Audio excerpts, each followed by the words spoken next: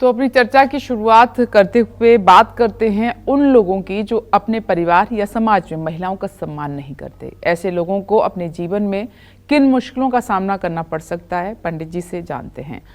पंडित जी, अमूमन शक्ति की पूजा भी होती है, कन्याओं को पूजा भी जाता है, लेकिन ना तो अपमान की कमी है ना दुराचार की कमी है।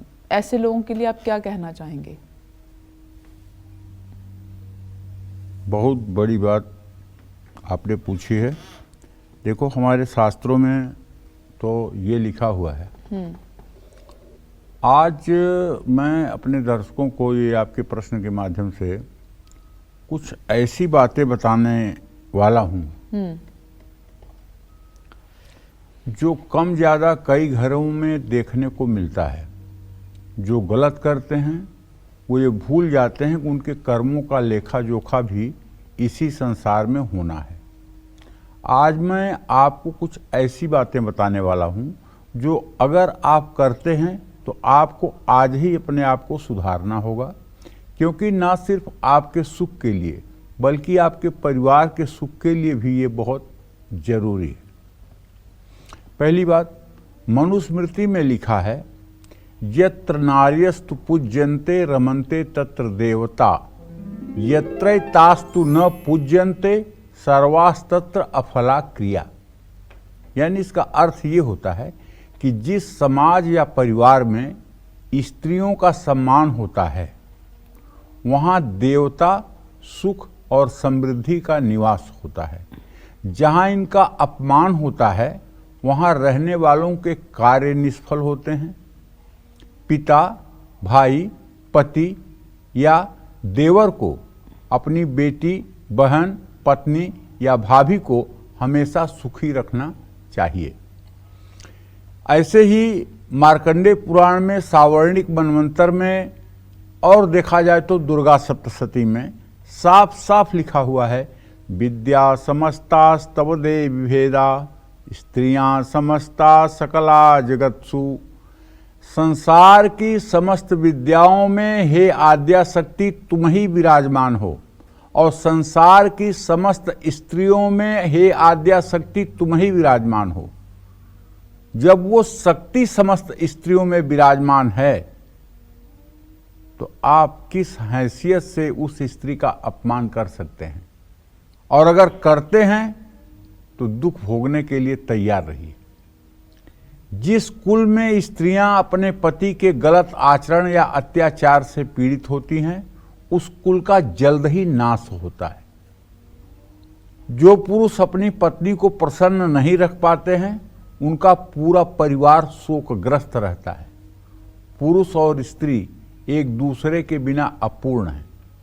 हमारे सनातन धर्म में स्त्री पुरुष का संबंध सामाजिक संबंध केवल नहीं है, यह एक संस्कार है। संस्कार भी ऐसा कि जिसमें विष्णु वैश्वा नरः साक्षी ब्राह्मणः जाति बांधवा, जिसमें भगवान विष्णु, वैश्वानर माने अग्नि देवता, ब्राह्मण जो विवाह कराते हैं और अपने जाति के बंधु बांधव, और पंचमम ध्रुव मालोक्यम और पांचवा ध्रुव तारा, ये सब साक्षी होते हैं विवाह के। विवाह एक संस्कार है। हमारे सनातन धर्म में कहीं विवाह विच्छेद की बात नहीं है।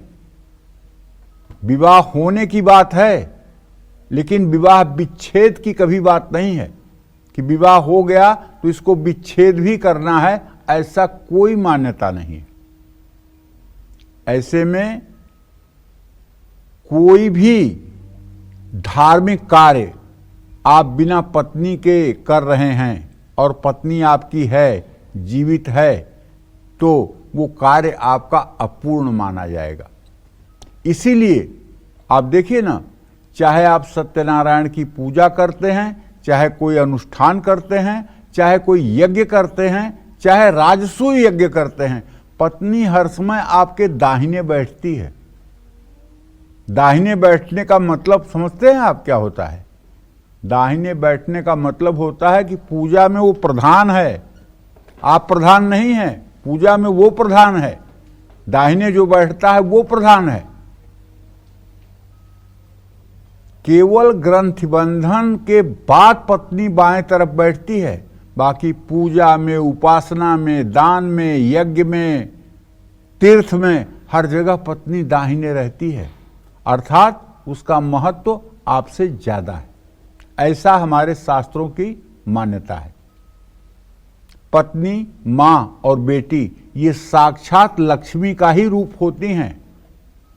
ऐसे में जिस घर में इनकी सुरक्षा, सम्मान और इच्छाओं का ध्यान नहीं रखा जाता है, वहाँ सुख समाप्त हो जाता है, दुख बढ़ता है और नाना प्रकार की दरिद्रता वहाँ अपना तांडव दिखाती है। इसमें कोई संदेह नहीं है।